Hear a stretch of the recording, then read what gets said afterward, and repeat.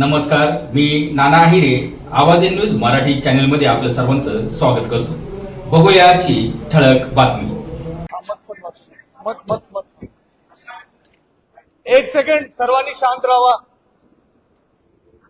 Maharashtra Vidhan Parishad local areas constituency निवडणुकी 2026 याच्यामध्ये first preferential vote जो एकूण मतदान झाली होती 618, त्याच्यामध्ये बाधित मत झाले 13, तो 605 व्हॅलिड या वैध मत होते. 605 प्रमाणे कोटा 303 मताचा ठरला होता. त्याच्यामध्ये प्रथम कॅन्डिडेट दराडे नरेंद्र भिकाजी त्याला 248 मत मिळाले. गीते गोकुल बबन कॅन्डिडेट क्रमांक 2 त्याला 357 मत मिळाले. प्रसाद बलिराम हिरे त्याला 0 मत मिळाले.